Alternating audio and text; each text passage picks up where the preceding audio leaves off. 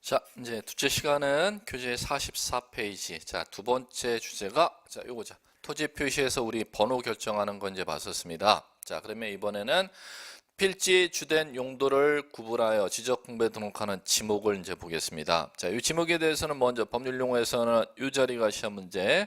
토지의 주된 용도에 따라 토지의 종류를 구분하여 등록하는 걸 지목이라 한다. 그럼 따라서 이 자리를 주된 형상 이렇게 나오면 X가 된다는 거죠. 자, 그러면 지목에 대해서 이제 들어가 보자. 자, 이제 그 지목 44페이지 보시면 의에 자, 첫 번째 줄 얘기 주된 용도는 설명드렸고 두 번째 동그라미 지목을 지적 공부에 등록하는 방법은 달리한다. 지목 표기 방법이 나와 있습니다. 자, 갈게요. 토지 임야대장에 등록할 경우 정식 명칭 토지 임야대장 꼭 기억 지목 어디에 등록하는지 토지 임야대장에 등록합니다. 그 다음에 지적 도면에 등록할 경우 지적도와 임야도를 지적에 관한 도면 이렇게 부릅니다. 지적에 관한 도면에 등록할 경우는 부호로 표시합니다. 부호는 토지대장에 등록해놨던 첫 글자 명칭을 한 글자를 부호라 하고 임야대장에 등록해놓은 한 글자 명칭을 부호라고 합니다. 자, 가령 예를 들어 볼게요. 자, 이 얘기라는 거죠. 자, 이제 지목을 갖다 이제 등록할 때 자, 요게 필지가 있으면 한 필지가 있으면은 이 한 필지 정보를 갖다가 지적 공부에 이제 등록하는데 어디에 등록하느냐면 토지대장에 등록을 한다는 겁니다. 자, 그러면 이 땅의 소재를 갖다가 등록하고 지번을 이제 첫째 시간에 배웠으니까 10번이라고 이제 번호를 등록한다면 소재 밑에 지목이라는 란에 이 땅의 갖다 용도를 등록한다는 겁니다. 그러면 여기에서 이 현지 땅이 나무숲으로 이루어져 있다면 이제 좀 이따 지목 이제 여러분 배우셨으니까 임야 이렇게 이제 등록하면 되겠죠. 그럼 산 10번지 필지 임야가 되면은 요것을 갖다가 지적도에다가 이 토지에 10번지 필지에 토지대장 카드 만들어지면 하나의 지적도 안에는 이제 여러 필지가 이제 이렇게 그려질 것이고 자, 그 중에서 10번지 필지가 여기에 그려졌다면 10번지 필지 경계선 그려진 안에 지번을 표시하고 지번 옆에 토지대장의 지목란에 표기했던 이 임야라는 지목을 지적도 경계선 안에 지번 옆에 표기하는데 이 지목 명칭을 그대로 표기하지 아니하고 법에서 부호로 표기한다 이렇게 돼 있다는 겁니다. 부호는 토지대장에 적어놨던 이 임야라는 지목에 한 글자를 갖다 부호라고 하는데 그 한 글자 딸 때는 아무런 얘기가 없으면은 첫 글자 토지대장에 지금 첫 글자가 지목 임야에서 첫 글자면 임이지 않습니까? 요거를 부호로 사용하라는 겁니다. 그러면 마찬가지입니다. 가보죠. 토지를 갖다가 자, 토지대장에 등록을 못 시켰을 때는 임야대장에 등록 작업하죠. 그러면 소재를 등록하고 지번 10이라고 등록하면은 임야대장에 등록하는 토지는 숫자, 번호, 지번 앞에 산자를 이렇게 붙이지 않습니까? 그러면 산 10번지가 되는 것이고 지목이 똑같이 현지 토지가 지금 한 필지 토지가 수림지, 나무숲으로 이루어져 있으면 지목란에 임야 이렇게 이제 하면 되지 않습니까? 그럼 마찬가지로 임야 대장에 등록한 30번지 필지는 임야도에다가 토지에 갖다 경계를 갖다 그리는 것이죠. 그럼 임야 도안에 경계를 그렸을 때는 산 10번지 필지 임 이렇게 등록한다는 겁니다. 자, 그럼 결론. 자, 지목은 어디에 등록하는지 꼭 기억. 지목 토지대장과 10번지 필지 지목은 토지대장에, 산 10번지 필지 지목은 임야대장에 등록을 하는 겁니다. 그 다음에 지적 임야 10번지 필지 토지대장에 등록하는 지목을 지적도안의 경계선에 표기할 때는 뭐로 표기? 부호로 표기. 그 다음에 산 10번지 필지 임야대장에 등록해놓은 지목을 갖다가 임야도안의 경계선에 기록할 때는 뭐로 표기? 부호로 표기. 부호라는 건 한 글자를 지칭하는 겁니다. 그러면 그 한 글자 딸 때는 법에서 아무런 얘기가 없으면 첫 번째 글자 토지대장의 지목의 첫 번째 글자 지목 임야의 첫 글자 글자는 임이지 않습니까? 30번지 필지 지목란의 첫 번째 글자가 임이지 않습니까? 첫 번째 글자로 표기하는 게 원칙인데 첫 번째 글자로 표기하게 되면은 다른 한글 부호와 중복이 되는 때는 중복을 피하기 위해서 예외적으로 부호를 두 번째 글자를 채택하는 예외가 있습니다. 이게 이제 암기의 대상입니다. 첫 번째가 이겁니다. 토지대장의 지목란에 주차장으로 표기했으면은 자, 지적도안의 부호를 첫 글자 주를 사용하지 말고 차로 사용하고라는 겁니다. 왜 그러냐면 주유 소용지라는 주자하고 한글이 중복되니까. 자, 두 번째. 자, 토지대장의 임야대장의 지목을 공장, 용지로 등록하면은 도면의 부호를 공으로 사용하면은 공원과 중복이 되기 때문에 장을 사용하라는 것이죠. 그 다음에 세 번째, 하천이라는 지목은 부호를 하로 사용하지 말고 천으로 사용하라는 거죠. 일반인들이 하라는 한글을 갖다 부호로 여기다 표기해놓으면 하가 뭐지? 이해하기가 힘드니까 일반인들이 연상하기 쉬우라고 내 천자, 천이라는 한글을 사용하도록 되어 있습니다. 자, 네 번째, 유원지는 위락휴양을 위한 토지를 유원지라고 하는데 유라는 부호를 사용했다가는 자, 유지, 물 고여 있는 저수 호수지, 유지와 지목이 부호가 중복이 되기 때문에 중복을 피하기 위해서 원이라는 부호를 사용하도록 되어 있습니다. 그럼 이 네 가지는 부호를 갖다 도면에 첫 글자 사용한다, 두 번째 글자 사용한다, 두 번째 글자 자, 장, 천, 원 꼭 암기하셔야죠. 이 네 가지를 제외하고는 도면에 부호를 사용할 때 무조건 몇 번째 글자를 부호로 사용? 토지 임야대장의 첫 글자를 부호로 사용합니다. 이렇게 이해하시면 되겠고, 자, 그다음에 이제 보셔야 되는 게 자, 교재 여러분들 46페이지 지목 설정 원칙 이렇게 나옵니다. 자, 이제 가볼게요. 지목 설정 원칙은 지금 무슨 얘기냐면은 자, 이 얘기죠. 현지 한 필지 토지를 갖다가 지금 여기 토지대장의 지목란의 지목을 갖다가 여기에 정해야 될 거 아닙니까? 요 지목을 갖다 결정하는 건 첫째 시간에 누가 결정한다? 다시 한번 토지의 소재, 지번, 지목, 경계, 면적은 누가 결정한다? 소유자의 신청을 받아도 지적소관청이, 그 다음에 소유자의 신청이 없어도 지적소관청이 스스로 결정하죠. 그러면 지적소관청이 이 10번지 필지 토지장의 지목란에 지목을 갖다 결정할 때 어떻게 결정하도록 되어 있느냐가 지목 설정의 방법 원칙이라고 하는 겁니다. 자, 가볼게요.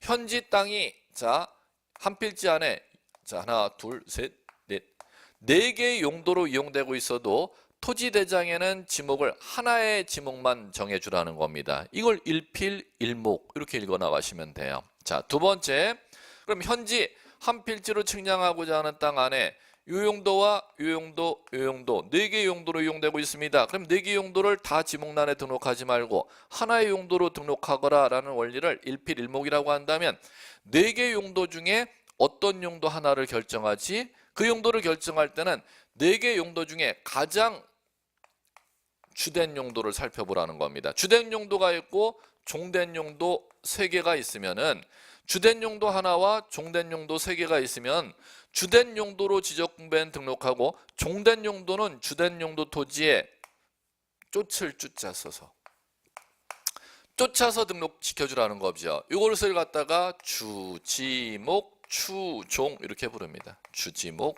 추종. 그럼 종된 용도로 쓰이고 있는 3개의 지금 용도로 쓰이고 있는 토지는 주된 용도 필지 안에 편입하여 땅이 등록된다는 거죠. 이걸 이제 첫째 시간에 종된 용도 토지, 주된 용도 토지 안에 편입되는 종된 용도 토지를 양입지 이렇게 용어를 배운 것 같고, 자, 그 다음에 세 번째, 영속성 일시 변경 불변이란 이 토지의 용도를 지적분배 결정할 때는 이 토지의 과거 용도, 현재 용도, 장래 용도를 고려해서 지목을 정하나가라는 겁니다. 그걸 영속성 이렇게 불러요. 그러면 따라서 토지가 장래 일시적으로 용도가 변경될 사유가 생겼을 때는 함부로 땅의 용도를 변경해서는 아니 된다. 이걸 영속성의 원칙을 반대 용어로 뜻풀이하면 일시 변경 불변 이렇게 용어를 사용하는 것입니다. 자, 그 다음에 다음 단어 지목 법정주의라는 것은 지금 이 토지대장에 등록시킬 수 있는 땅의 용도는 법에서 28종류로 법에서 미리 정하고 있다는 겁니다. 이것을 갖다가 지목 법정주의 이렇게 부릅니다. 그러면 현지에 쓰이고 있는 필지 안에 쓰이고 있는 땅의 용도는 수천 가지로 용도로 쓰일 수 있다는 겁니다. 쓰이고 있다 하더라도 지적공부라는 토지대장에 등록시킬 수 있는 땅의 용도는 수천 가지 용도로 다 등록해서는 안 되고 법에 28가지 용도만이 있으니까 28가지 중에 어느 하나의 용도로만 등록하도록 되어 있는 법 원리를 지목 법정주의 이렇게 용어 사용하면 되는 것입니다. 자, 이제 다시 한번 한 필지 안에 땅이 여러 개의 용도로 이용되고 있어. 그래도 지적공부에는 땅의 용도를 몇 개만 결정? 하나, 일필일목. 자, 두 번째, 한 필지 안에 여러 개의 용도로 이용되고 있다면 그 중에 어느 용도로 지적공부에 하나를 결정해야 되는데 주된 용도와 종된 용도를 살펴보고 나서 주된 용도로 지목을 등록시켜주고 종된 용도로 사용되는 토지는 주된 용도 토지 안에 편입해서 땅을 만들어줘. 그걸 주지목, 주정의 원칙. 그러면 종된 용도 토지가 필지 구획이 따로 안 되고 주된 용도 토지에 편입돼서 등록되는 종된 용도 토지 이름을 첫째 시간에 양입지. 자, 세 번째, 토지 지적 공부의 지목을 결정할 때는 현지 토지의 과거 용도, 현재 용도, 장래 용도를 고려해서 지목 정해줘. 그걸 영속성. 그럼 따라서 장래 일시적으로 용도가 바뀐다면 지목을 함부로 바꿔서는 안 돼. 일시 변경 불편. 그 다음에 지적 공부에 지목란에 등록시킬 수 있는 땅의 용도는 몇 가지로 법에 정하고 있어? 28가지로 정하고 있어. 그걸 지목 법정주의 이렇게 용어 사용하시면 됩니다. 그러면 자, 이제 47페이지 보죠. 그 위에 24회 공인중개사 문제가 이것을 물은 문제입니다. 법에 정해져 있는 지목 법정주의 28가지 법률에 정해져 있는 지목의 용도가 아닌 것. 지목 법정주의를 아느냐 모르느냐를 출제한 출제 난이도 수준은 하 문제입니다. 그게 5번이죠. 유언지 법에 있죠. 그런데 초지, 저수지, 선화지, 항만, 용지라는 지목은 법에 없습니다. 자, 그 다음에 47페이지 이제 가볼게요. 47페이지 이제 가시면 뭔 얘기가 나오냐? 이게 나올 겁니다. 지목의 구분. 지목 구분. 그러면 지목 구분은 지금 무슨 얘기냐면은 지금 이게 한 필지 토지가 있고 이걸 이제 지적 공부라는 장부에 등록하게 된다면 지적 공부에 등록하게 된다면 지목란에 이제 지목을 28종류를 구분해서 등록해야 되지 않습니까? 그러면 지목 구분이라는 건 현지 땅이 뭐로 이용될 때 지목란에 뭐로 등록해. 현지 땅이 뭐로 사용될 때 뭐로 등록해. 그걸 일일이 법에서 28종류로 구분 작업을 해놨다는 겁니다. 그걸 일컬어서 지목의 구분 이렇게 부르는 것입니다. 그러면 요거는 시험 문제에서 작년 27회 같은 경우를 소개시켜드리면 두 문제나 이걸 출제했었습니다. 그런데 출제 문항수는 반드시 한 문제 이상이 떨어지는데 난이도는 하입니다. 난이도 하라는 것은 지문만 읽는 작업 변별력만 있으면 누구든지 맞출 수 있도록 출제를 하기 때문에 여러분들이 크게 어려워할 주제는 아니라는 거죠. 이제 하나씩 이제 가볼게요. 자, 첫 번째 47페이지 첫 번째 1번에 전이라는 제목이 있죠. 전이라는 제목은 물을 상시적으로 이용하지 않고 곡물, 원예작물, 약초, 뽕나무, 당나무, 묘목, 관상수 등을 식물을 주로 재배하는 토지와 식용, 먹을 목적으로 먹는 데 사용할 목적으로 죽순을 대나무 이파리죠. 재배하는 토지를 전이라고 한다. 이렇게 나왔습니다. 그러면 자, 요거죠. 첫 번째 지금 보시면 이 지적공부 지목란에 전으로 등록할 수 있는 토지는 현지 토지를 뭐로 사용하고 있을 때 전으로 등록하래요?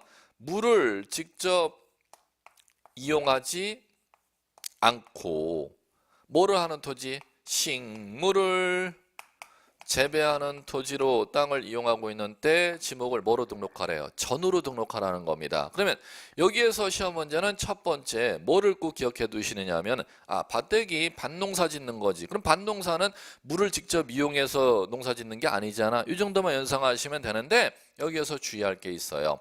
자, 물을 직접 이용하지 아니하고 식물을 재배하는데 재배하는 식물 중 과수류 요거는 제외죠. 여러분들 사과밭 이렇게 부르죠. 배나무밭, 밤나무밭.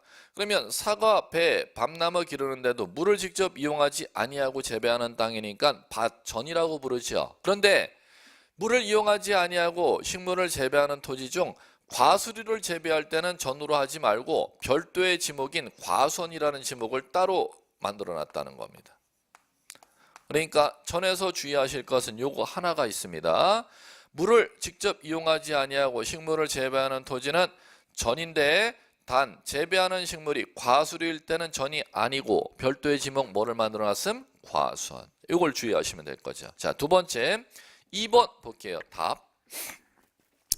답은 보시면은 물을 상시적으로 직접 이용하여 벼, 연, 미나리, 왕골 등 식물을 주로 재배하는 토지를 답으로 한다. 자, 이렇게 나왔지 않습니까? 그러면 지금 지목 자리에 자, 두 번째 답으로 등록할 수 있는 데는 지금 지목란에 답으로 등록하고자 한다는 겁니다. 언제 답으로 등록할 수 있냐면 현지 토지가 물을 직접 이용해야 된대요. 이게 시험의 포인트죠. 식물을 재배해야 된대요. 자, 그러면은 시험에서 답에선 주의하실 게 전과 답은 공통점이 식물을 재배하는 토지로 사용되는 게 공통점입니다. 이렇게 이제 하시면 되지만 시험에서 그럼 전과 답이라는 지목은 뭐를 갖고 구별을 할까요? 그러면 뭐를 갖고 구별을 하면 이 앞에 갖고 구별을 하는 거지. 물을 직접 이용하여 재배하느냐, 물을 직접 이용하지 아니하느냐. 요거를 갖다가 밭갈 경자에 지을 작자 써서 경작 방법 또는 재배 방법 이렇게 부릅니다. 그러면 전과 답을 지목을 구별하는 기준은 식물을 재배하는 토지라는 점에서는 공통점인데 이 앞의 차이점이라는 거죠. 물을 이용해서 식물을 재배하면 전이 아닌 물을 이용하지 아니하고 재배하면 전, 물을 직접 이용해서 재배하면 답. 그러면 재배 방법에 따른 차이점입니다. 이렇게 이제 구분하실 줄 아시면 될 것 같습니다. 자, 그다음에 자, 이제 답에서 주의할 게 또 하나 있어요. 자, 어떤 게 주의할 것이냐면은 연이나 미나리, 왕고를 갖다가 물을 넣다 뺐다 용배수라고 하는 겁니다. 물을 넣는 거 빼는 게 자유라는 걸 용수 배수. 용배수가 자유로운 토지에서 연 왕고를 갖다 재배하게 되면 뭐가 된다? 답이 되는데 문제는 연 미나리 왕골이 물 고여 있는 데서 용배수가 안 된다는 것이죠. 용배수가 안 되는 곳에서 자생을 하게 되면은 답이 아닙니다. 왜 답이 아니냐면 물을 직접 이용하는데 용배수가 안 된다는 건 물을 직접 이용하지를 못하고 고여 있다는 것이죠. 그럼 고여 있는 토지에서 식물을 재배하는 게 아니라 연 왕골이 자생하게 되면은 그 토지는 유지로 하게 되어 있습니다. 참고로 이제 어디를 봐주시느냐면 어디를 비교해서 봐두시면 되느냐면은 교재 뒤로 넘겨보시면은 유지라는 지목이 여러분들 교재에 어디에 있느냐? 54페이지 19번째. 물이 고이거나 상시적으로 물을 저장하고 있는 댐, 저수지, 소류지, 호수, 연못 등의 토지와 그 다음 주의해 보십시오. 연 왕골이 자생되는 배수가 잘 안 되는 토지는 유지로 하죠. 그럼 요거하고 여러분들 47페이지 답에 연, 미나리, 왕골 식물을 주로 재배하는 나오지 않습니까? 그걸 구별 작업하실 줄 아셔야 된다는 거죠. 자, 다시 한번 연 왕골을 물을 직접 이용하여 연 왕골을 재배하게 되면 뭐가 됨? 답. 근데 연 왕골 등이 용배수가 안 되는 곳에서 자생하게 되면은 그건 재배하는 게 아니고 물을 직접 이용하는 것도 아니고 물 고여 있는 곳에서 배수가 안 되는 곳에서 스스로 자라게 되면 그건 답이 아니고 뭐가 된다? 유지가 된다는 거. 그걸 구별을 하실 줄 아시면 될 것 같고 그 다음에 자 이제 여러분들 박스 안에 나와 있는 거 있죠. 박스 안에 나와 있는 것 중 지적 의규 파트는 보지 마십시오. 왜 보지 마시라고 말씀드리냐면은 예전에는 의규까지가 다 시험 범위였었는데 현재는 의규는 시험 범위가 아니기 때문에 의규 문제를 출제를 절대 안 합니다. 그러니까 의규는 참고 삼아서만 읽는 지문이지 시험과는 무관하다 이렇게 생각하시면 될 것입니다. 자, 그 다음에 교재 넘겨보십시오. 48페이지 자 3. 과수원이 있습니다. 자, 과수원은 자 여기 나왔죠. 지목 과수원으로 등록하는 데는 자 물을 직접 이용하지 아니하고 뭐를 재배하는데 과수류를 재배하는 데는 전이 아닌 뭐로 등록한다? 과수원. 단 여기서 여러분들이 주의할 거 과수원 안에서 과수원이 아닌데 주거용 건축물 과수원 안에 주거용 건축물 부지는 과수원 내로 양입한다, 양입하지 못한다. 양입하지 못하고 대로 따로 등록하도록 되어 있죠. 이거 하나만 주의해 두시면 될 거고. 자, 그 다음에 자, 네 번째 목장용지 있습니다. 자, 목장용지는 자, 요거죠. 네 번째 목장용지 4번 코드 목장용지. 기를 목자의 장소장자, 사용할 용자, 땅 지자입니다. 그러면 기르는 장소로 사용되는 토지를 목장용지라고 하죠. 그럼 기르는 장소는 가축 기르는 데지 뭐. 가축은 1차적으로 초식, 잡식도 있는데 초식 동물이 원칙이니까 풀 심어놔야 되는 초지가 있어야겠지 뭐. 그 다음에 가축 밤에 가둬두는 집이 있어야겠지 뭐. 축사. 암기할 필요 없어요. 가축 기르는데 가축 기르기 위한 풀 심어놓은데 가축 가둬두는 축사, 그 부속시설물을 목장용지라고 한다. 이걸 따로 암기할 필요는 없습니다. 감자 보시면 되겠고, 단 목장용지 내 주거용 건축물이 있는 때는 목장용지로 편입하지 못하죠. 목장용지 내 주거용 건축물 부지는 뭐로 하도록 돼 있다? 대로 필지구역을 따로 하도록 되어 있습니다. 과수원 내 주거용 건축물하고 똑같지 않습니까? 종된 용도의 편익의 목적이 대인 때는 주된 용도 토지 안으로 편입하지 못한다. 요거 하나만 딱 잡아주시면 되겠지. 자, 그 다음에 교재 여러분들 49페이지 5 코드 번호 5 임야 가볼게요. 임야에서 주의하실 거. 자, 임야라는 코드는 자 이제 이렇게 이해하시면 돼요. 자, 숲을 임자에 산 야자, 원 야자니까는 자, 여러분들 숲을 임자에 원 야자라면은 여기에 나무가 있는데 토지가 나무가 있는 대로 이용되는데 그다음에 돌이 있는 대로 이용되는데 또는 벌판 있는 대로 이용되는데 여기를 임야라고 하는 겁니다. 자, 가볼게요. 우리 나무 있는데 이 토지가 나무 있는 대로 이용되면은 지목을 임야로 등록하래. 그럼 나무 있는데 연상해 보세요. 나무숲, 수림지죠. 그 다음에 대나무숲, 중림지가 있겠고 거기가 임야입니다. 그 다음에 돌 있는데 한번 연상해 볼까요? 북한산 보면은 거기에 바위 덩어리 있죠. 바위 땅, 바위보다 더 작은 거 자갈 땅, 자갈 땅보다 더 작은 거 모래 땅. 그러면 나무와 돌이 있는 곳으로 이용되는 토지를 갖다 지목을 임야라고 하는 겁니다. 그러면 뒤에 원 야자, 들판 야자가 있으니까 벌판, 황무지겠죠. 황무지, 습지, 거기가 지목을 임야로 등록하도록 되어 있습니다. 나무, 돌, 벌판으로 이용되는 토지를 갖다 지목을 임야라고 한다. 자, 그 다음에 6번째 코드 번호 가보죠. 자, 6번째 코드 번호가 뭐냐면 주의하실 게 여러분들 광천지가 있죠. 자, 광천지 볼게요. 자, 광천지는 자 뭐를 연상하셔야 되느냐 하면은 이렇게 연상하셔야 돼요. 이게 땅 표면이고 땅 표면 바깥으로 땅 속에서 이렇게 이제 튀어나온다는 겁니다. 이렇게. 자, 화살표 땅 속에서 땅 위의 표면으로 튀어나오는 행위를 이거 뭐라고 부르냐? 용출이라고 부르요. 용출. 그럼 튀어나오는 구멍으로 사용되는 데니까 구. 자, 그러면 여러분들 시험에서 주의하실 거는 땅 속에서 땅 위에 부분으로 튀어나오는 구멍으로 사용되는 토지를 광천지라고 한다죠. 그러면 여기에 튀어나오는 걸 암기하시려고 하시면 안 돼. 따뜻한 물이 튀어나오는 건 온천수, 용출구. 그 다음에 석유류, 유전이지 뭐, 유전이 튀어나오는 구멍, 용출구. 그 다음에 자, 온수, 약수, 석유류를 암기하려고 하시면 안 돼요. 그게 튀어나오는 구멍으로 사용되는 데를 뭐라 부른다? 용출구로 사용되는 데를 광천지라고 하는 겁니다. 그러면 용출되는 데하고 그 다음에 그거를 가둬두기 위한 데, 유지하는 데까지로 사용되는 데를 법에서 광천지로 등록하도록 되어 있습니다. 그러면 시험에서는 자, 요거를 꼭 기억해야지.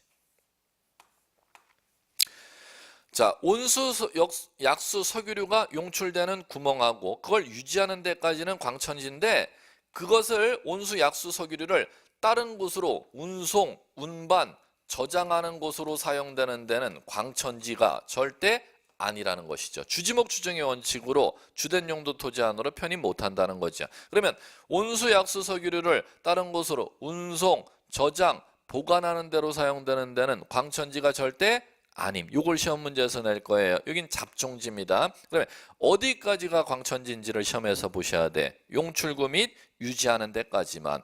운송, 저장, 보관하는 데는 광천지에서 제외. 요걸 기억해 두시면 될 겁니다. 그 다음에 코드 번호 7번째 가볼게요. 7번째는 염전.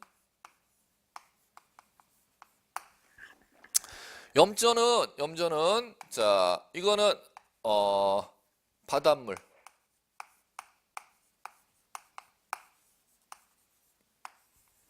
바닷물을 가둬두어 소금을 갖다가 천일지연 방식으로 만드는 땅을 갖다가 염전이라고 하는 겁니다. 그럼 바닷물 가둬두어서 일조량에 의해서 소금을 만들어내는 토지로 이용되는 토지와 그 소금을 쌓아두는 데를 갖다가 제염장이라고 부르는데, 거기가 염전입니다. 그럼 소금 염자에 밭전자니까 이것도 뭐 주의할 건 없고 딱 하나만 기억해 두시면 돼. 바닷물 끌어들여서 천일지연 방식으로 소금을 채취하거나 소금을 쌓아두는 제염장이 염전이라면은 소금을 갖다가 제조하는 데로 사용되는 데는 공장이지 않습니까? 소금을 제조하는 공장은 염전이다, 염전이 아니다, 염전이 아니다. 이거는 공장 용지가 된다는 것이죠. 자, 그 다음에 8번째 코드 대. 가장 많이 나오는 대. 자, 그러면 대라는 지목은 토지 위의 건축물의 용도를 기억하셔야 돼요. 시험에서. 건축물의 용도가 주거로 사용되거나 점포로 이용되거나 사무실로 사용되거나 문화시설로 사용되거나 공연 관람. 대라는 지목의 건축물의 용도는 꼭 기억해 두셔야 돼요. 자, 건축물이 사람이 거주하는 데로, 그 다음에 점포로 장사하는 곳, 사무실로, 그 다음에 문화시설, 공연 관람을 위한 시설물로 사용되는 때 땅의 용도를 등록하도록 되어 있는 게 됩니다. 그러면 주거, 사무실, 점포, 문화시설 이 외의 용도로 건축물의 용도가 이용되는 때는 지목이 대가 아니라는 거 이렇게 기억해 두셔야죠. 요 위에 먼저 힌트 있었네. 소금을 제조하는 공장 시설물로서 건축물이 사용되는 데는 제조하는 건축물로 사용되는 거니까 대가 아닌 공장 용지가 되겠죠. 이렇게 이제 아시면 되겠고, 그 다음에 학교 학생들이 배우고 선생님들이 가르치는 교사로 사용되는 건축물 부지는 건축물의 용도가 주거, 점포, 사무실, 문화시설 건축물의 용도가 아니니까 학교 용지가 되겠고, 이런 식으로 가는 겁니다. 그렇기 때문에 대로 지목을 등록할 수 있는 건축물의 용도는 꼭 기억해 두셔야 돼요. 주거, 점포, 사무실, 문화시설 아닌 용도로 건축물이 이용되는 땅은 지목이 대가 아니다. 이렇게 기억 작업을 해 주셔야 될 것 같고, 자, 그 다음에 대다음에 이제 공장 용지가 있죠. 공장 용지는 따로 뭐 준비할 게 없어요. 공장 용지는 9번째 코드 공장 용지라는 지목은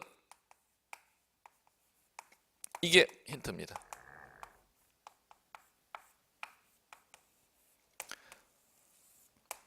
제조. 예, 제조. 자, 여기 나왔죠. 소금을 제조하는 곳은 염전이 아니라 했죠. 공장, 건축물 부지니까 공장 용지. 그럼 물건을 만들어내는 행위를 제조라고 하는 겁니다.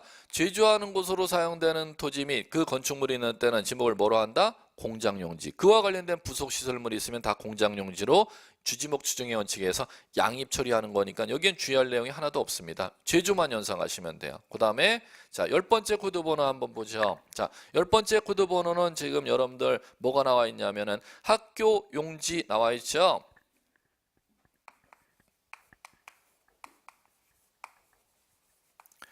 자, 갑니다. 학교용지 주의할 거 하나도 없어요. 시험에서 어려운 거 하나도 없고. 자, 이것만 읽을 줄 아시면은 시험 풀 수가 있습니다. 자, 배울 학자의 가르칠 교자지 않습니까? 배우고 가르치는 대로 사용하는 토지를 갖다가 학교용지. 가령 교사 건축물. 학교 교실이 설립되어 있는 건축물이 교사 건축물이지 않습니까? 운동장. 그 다음에 실내 체육관.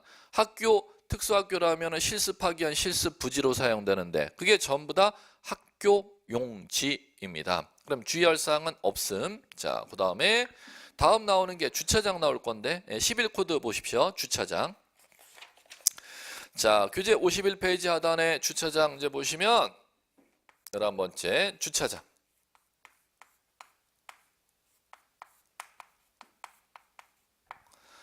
자, 주차장은 자, 이제 이게 중요합니다. 차를 세우는 행위를 주차하라 하지 않습니까? 그럼 차를 세우는 대로 사용하는 장소로 이용되는 토지를 갖다가 법률용어로 지목을 주차장 이렇게 부릅니다. 그러면 자, 이제 첫 번째. 차를 세우는 곳으로 독립적으로 이용되고 있어야 주차장이야. 그러면 주된 건축물 부지에 주된 건축물에 들어오는 고객을 위해서 사용되는 주차 시설은 독립적인 시설이에요, 부속 시설이에요? 부속 시설이기 때문에 독립 시설이 아닌 부속 시설로 주차 시설로 이용되는 때는 주차장이다, 주차장이 아니다? 주차장이 아니라는 겁니다. 자, 첫 번째 시험은 요걸 꼭 변별하셔야 돼요. 주차 시설이 독립적으로 이용되고 있어야 주차장이지 부속 시설물로서 주차장이 이용되는 때는 절대 주차장이 아니고 주지목 추정의 원칙이 적용됨. 자, 그다음에 두 번째 건축물이 있는데 그 건축물이 주차 전용 건축물이어야 돼. 여러분들은 주차 타워다 이렇게 부르죠. 주차 전용 건축물이어야지 주차 전용 건축물이 아닌 토지로 이용되는 때는 주차장이 아니라는 겁니다. 자, 그럼 이 정도만 이제 변별 작업을 할 줄 아시면 되겠고, 그 다음에 그러면 따라서 노상 주차장 같은 데도 주차장이 아니라는 거죠. 길 위의 주차장이니까. 그 다음에 주된 시설물에 설치된 부속 시설물로서 주차장이 이용되는 때도 주차장이 아니다. 요것만 변별 작업하시면 돼요. 그러면 두 군데를 꼭 기억해 두시면 돼요. 주차장은 주차하는 시설로 독립적으로 이용되는 토지와 주차 전용 건축물로 사용되는 토지를 지목을 주차장으로 하도록 돼 있다는 거. 자, 이제 그 다음에 이제 다음 보시면은 창고용 주유소용지 12번째 코드. 주유소용지.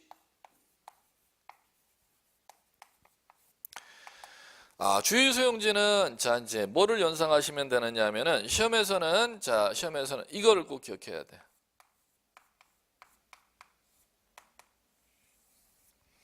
이게 안 나오면은 주유소용지가 될 수가 없습니다. 여러분들은 석유류를 갖다가 경유, 휘발유 그런 데를 연상하시는데 그걸 연상했다가는 시험에서는 여러분들 틀릴 확률이 더 높습니다. 석유류가 나온다고 주유소용지가 아니고 그 석유류를 갖다가 뭐 하는 곳으로 이용되고 있어야 주유소용지가 되느냐? 판매하는 곳으로 사용되고 있어야 주유소용지가 된다는 거. 그럼 판매하는 곳으로 석유류를 판매하는 곳으로 사용되는 토지가 아닌 때는 주유소용지가 절대 아니라는 거. 그걸 꼭 기억해 두시면 될 것 같습니다. 자, 그 다음에 12번째 코드까지 봤으니까 13번째 창고용지. 창고용지는 자, 요거는 창고용지.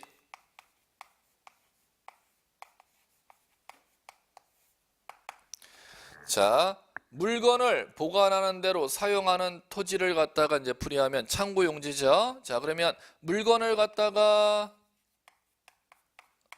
보관하는 장소로 이게 중요한 게 이게 시험에서 포인트입니다.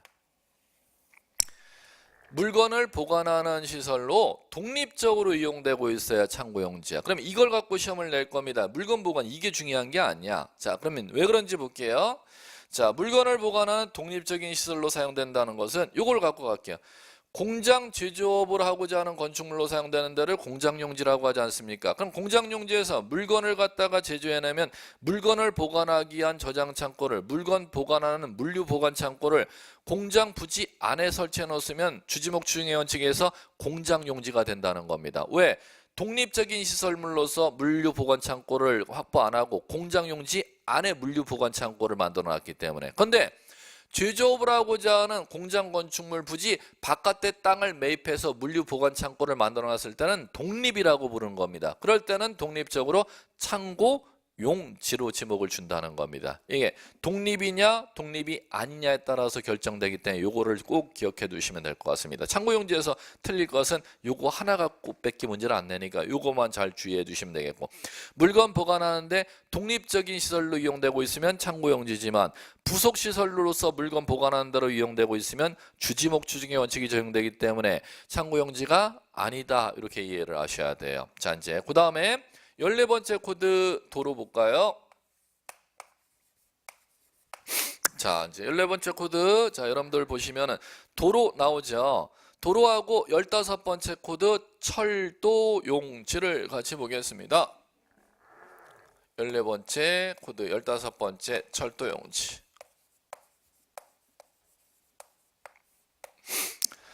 자, 공통점 도 이게 있어요. 자, 그러면 철도용지하고 도로는 자, 뭐를 연상하셔야 되느냐면 요 뜻풀이를 하면은 연상이 되셔야 돼. 길도자잖아요. 길도자. 길로 사용되는 대로 이용되는 토지 지목을 국가가 법에서 두 개를 만들어 놨구나. 길로 사용되는 토지로 이용되는 토지는 지목을 도로와 철도용지로 두 개로 만들어 놨는데, 자, 도로라는 데는 어떤 길로 사용되느냐 하면 보행은 사람이 걸어 다니는 데지 뭐, 또는 차량이 운행하는 대로 이용되는 길로 사용되는 지목을 도로로 만들어 놨고, 그 다음에 철길로 사용되는 토지를 갖다 도로에서 지목을 별도로 철도용지로 만들어 놨지. 그러면 철길로 사용된다는 건 레일 설치해 놓은 데와 그 레일 위에 열차가 운행되면 열차가 운행하다가 손님 태우기 위해서 세우는 역사와 그 열차 보관하기 위한 장소들을 지목을 도로에서 별도로 뭐라고 만들어놨다? 철도 용지로 만들어놨다. 이렇게 이해 작업을 해주시면 될 겁니다. 자, 그 다음 단 여기서 주의할 게 있어요. 자, 도로에서 이제 주의할 게 어떤 걸 이제 주의해 두셔야 되느냐 하면은 보행 차량 운행을 위해서 이용되는 데가 이제 도로라면은 고속도로, 군도 다 도로인데, 문제는 통로로 이용되는 데도 도로라는 겁니다.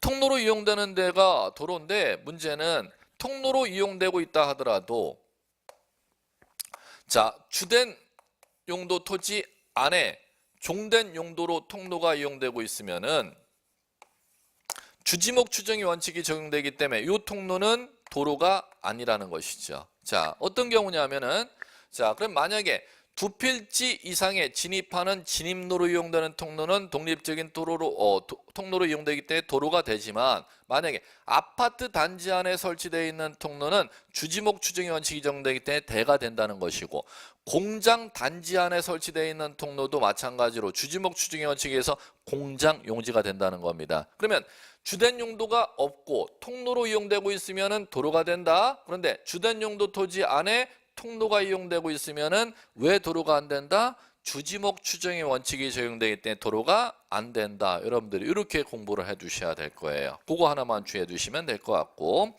자, 그 다음에 16번째 코드 제방 나와 있습니다. 제방이라는 코드는 주의할 게 딱 하나밖에 없습니다. 뭐를 연상해 두시면 되느냐 하면 막는 곳으로 이용되는 토지 지목을 만드는 게 제방입니다. 그럼 막는 곳 한번 연상해 보자는 거죠. 바닷물 막는데 방파제지 뭐. 그 다음에 방조제지 뭐. 파도 막는데 방파제지 뭐. 모래 막는데 방사제. 물 막는데 방수제. 막는 대로 이용되는 토지를 갖다 지목을 만들어놓은 이름이 제방이라는 게 있구나만 여러분들이 인식하시면 돼요. 자, 그 다음에 17번째 하천. 그 다음에 넘겨보세요. 18번째 국어, 19번째 유지, 세계 17, 18, 19번 코드 같이 가볼게요. 세 개는 묶어서 공부를 하셔야 되는데, 자, 하천, 국어, 유지라는 코드는 자, 어떻게 구분 작업을 하셔야 되느냐? 세 군데가 다 공통점이 있어요. 물이 있는 데죠. 물이 있는 곳으로 이용되는 데 지목을 만들어 놓은 데가 세 개의 지목입니다. 하천이라는 지목도 있고 국어라는 지목도 있고 유지라는 지목이 있는데, 자, 이제 갑니다. 하천은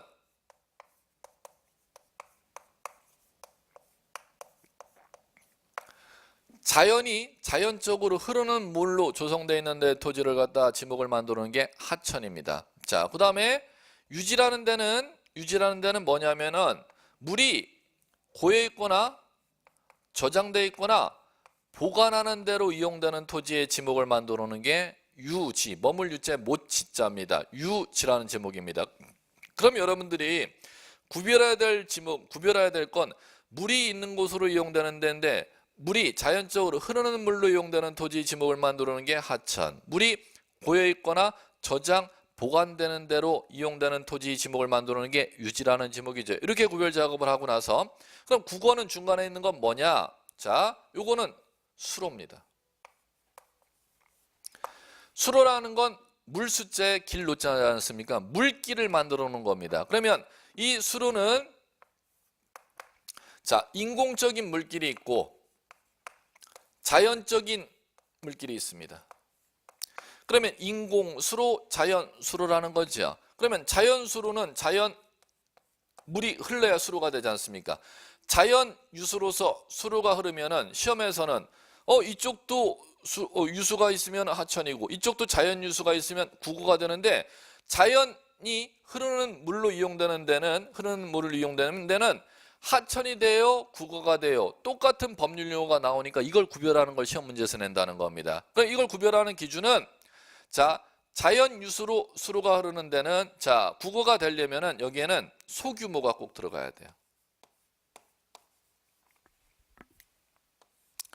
그러면 소규모라는 단어가 들어가서 자연 유수로서 수로로 조성되어 있으면은 국어가 되는 것이고 소규모라는 단어가 안 들어가고 자연 유수로 흐르는 데면은 하천이 된다는 겁니다. 인공적이라는 수로로 들어가 버리면은 하천으로 절대 안 가고 무조건 국어로 가는 것이고 정리 잘 하셔야 돼요. 세심하게. 하천과 유지의 차이점.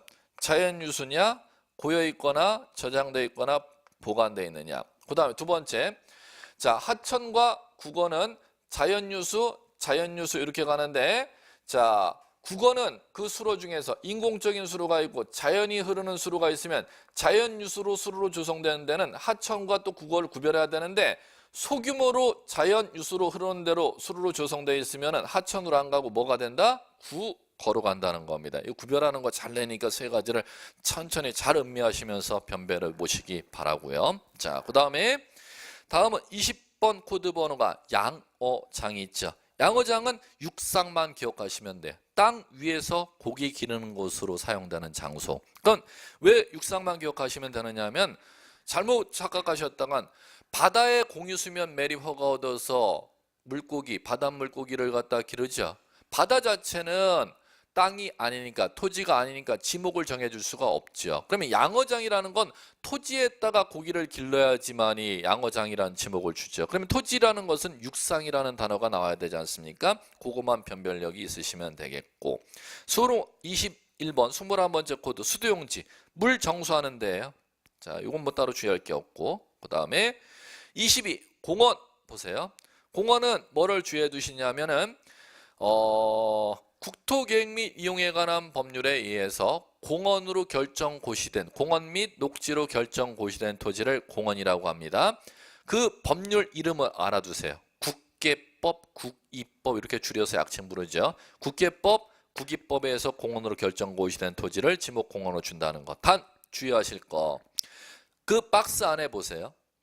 국토계획 및 이용에 관한 법률에 의해서 도시관리계획으로 도시군관리계획으로 결정되는 도시자연공원 및 도시공원 및 녹지 등에 관한 법률에 의해서 규정하고 있는 거기에 생활권 공원 이름 나오죠. 소공원, 어린이공원, 근린공원, 주제공원으로 역사공원, 문화공원, 수변공원, 묘지공원, 체육공원 그 공원들이 지목을 지적공부에 공원으로 주는데 예외 하나가 있습니다. 마지막 세 번째 점에 무슨 공원은 그 공원들 중에 무슨 공원은 지목을 공원으로 하지 말래요? 묘지 공원은 지목을 공원으로 하지 않습니다. 그걸 꼭 기억해 두시면 돼요. 형광펜 치셔서. 그 다음에 자연공원법상의 공원이 국립, 도립, 군립공원인데 그건 지목이 공원 아닙니다. 자, 그 다음에 23번째 코드 체육용지. 자, 요건 주의할 게 체육활동 연상하시면 돼. 체육활동만 키워드 연상하시면 떠오르시면 돼. 거기 이 들어있는 거 한번 체육활동 시설물인가 한번 대입해 보시면 돼. 종합운동장? 체육활동 시설물이지. 실내 체육관도 체육활동 시설. 야구하는데도 체육활동 시설물이지. 그 다음에 골프 치는데도 체육활동 시설물.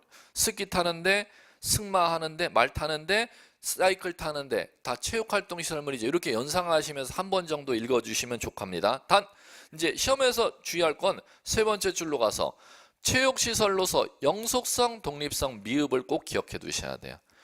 영구적으로 체육시설물로 사용 안 된다는 게 영속성, 미흡이잖아요. 독립성이 미흡하다는 건 종된 용도로서 체육시설물로 사용되면은 영속성, 독립성이 미흡한 때는 채용용지가 되지 아니한다. 그거만 주의. 자, 됐습니다. 그래 놓고 밑에 특징 구별 그런 거 읽지 마세요. 지금 시험 대상 아니니까. 예전에 질의이신 답변은 다 시험 대상인데 현재는 시험 대상 아니니까 그건 참고적으로만 봐주시면 되는 거지 시험 대상으로 공부를 해주지는 말아 주십시오. 자, 그 다음 24번째 유원지. 일반 공중에 위락휴양, 위락휴양을 포인트 치시고 휴양에 해당하는 걸 그 법전에 예 들어오는 거 한 번씩 대입하시면 돼요. 수영장 물놀이 하는 데지, 유선장 뱃놀이 하는 데잖아. 낚시터 이거 머리 식히러 가는 데지, 어린이부터 애들 노는 데잖아. 동물원, 식물원, 민속촌 이거 관람, 구경, 머리 쉬러 가는 데지, 위락 휴양을 하는 데잖아. 이렇게 한 번 정도 대입해서 읽어주면 좋답니다. 그걸 암기하려고 하지 마세요. 자, 그 다음에 자 25번째 종교용지 가볼까? 종교용지도 마찬가지. 밑에 질의의 신 답변 네모 박스는 시험 대상 아니고 학문적인 얘기니까 여러분들 보지 마십시오. 그쪽은 안 보셔도 상관없습니다.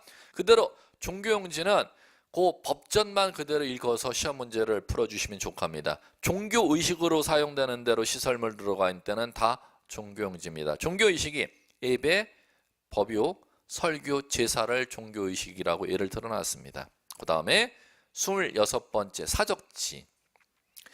사적지는 문화재를 기억하셔야 돼요. 문화재 있는 곳으로 땅이 이용되는데 사적지인데 주의하실 것. 다른 용도 토지 안에 문화재로 지정된 곳이 있으면 주지목 추정의 원칙이 적용되기 때문에 사적지가 아니잖아. 이 정도로 생각만 해주시면 좋게요. 그러면 학교용지 안에 문화재로 지정된 곳이 있으면 주지목 추정의 원칙이 적용되니까 학교용지겠지. 그 다음에 공원 안에 문화재로 지정된 시설물이 있으면 사적지가 아니고 주지목 추정의 원칙이 적용되니까 공원용지겠지. 이 정도로 읽어주시면 좋답니다. 그럼 문제 다 맞출 수 있어요. 자, 그 다음에 27번째 묘지 있습니다. 묘지는 땅이 뭐로 이용되고 있어야 묘지로 등록하느냐 기억해 두셔야 돼요. 묘지 이건 암기할 게 있어요. 사람 묻는 곳 매장. 두 번째 묘지 공원으로 조성되어 있는 곳. 세 번째 봉안 시설이 들어서 있는 곳을 갖다 지목을 묘지로 등록합니다. 단 주의할 거 하나, 묘지 관리를 위한 건축물 부지는 묘지 안으로 양입지가 되지 못한다. 주지목 추정의 원칙에 대한 예외. 뭐는 제외고 기억해 두셔야 돼요. 묘지 관리를 위한 건축물 부지는 제외한다는 거 꼭 기억해 두시고, 그 다음에 마찬가지로 그 애교 구별 여러분들 본 대상 아닙니다. 시험 대상 아니니까 참고 삼아서 학문을 위해서는 보시더라도 시험을 위해서는 필요 없는 주제입니다. 마지막 28번째 잡종지. 잡종지는 27가지 용도에 해당하지 아니하는 토지로 이용될 때 등록하도록 만들어 놓은 지목이 잡종지입니다. 그럼 보시면 기억번이 갈대밭, 물건 쌓아두는데, 돌 캐내는데, 흙 파내는데, 야외시장, 비행장, 공동물을 뭐를 예를 들어 놓은 거냐면 지금 앞에서 배웠던 27가지 용도를 배웠죠. 거기에 해당하지 아니하는 곳을 예를 들어 놓은 겁니다. 이런 곳이 지금 27가지에 해당하는 곳이 아니잖아. 그렇기 때문에 이건 잡종지야. 그러면 계속 그 예를 들 수가 없으니까 법전에서 니은번에 다른 지목에 속하지 아니할 때도 27가지에 해당하지 않으면 다 뭐로 등록하거라? 잡종지로 등록하거라 법에 이렇게 규정되어 있다는 겁니다. 이 정도로 읽어주시면 돼요. 자, 그리고 위에 다만 원상회복 조건으로 돌 캐내는 거, 흙 파는 곳으로 허가된 토지는 제외하라고 해놨죠. 요거는 왜 그러냐면은 일시 변경 불변의 원칙 때문에 적용되는 것입니다. 토지 용도가 장래 영구적으로 바뀌면은 자 지목을 바꿔주지만 일시적으로 용도가 변경될 때는 지목 변경해서는 안 된다는 게 일시 변경 불변의 원칙이지 않습니까? 이렇게 이해해 주시면 될 거고, 자 그래놓고 밑에 마찬가지로 잡종지 밑에 질의 해신 답변 지적 사무 처리 규정에 나와 있죠.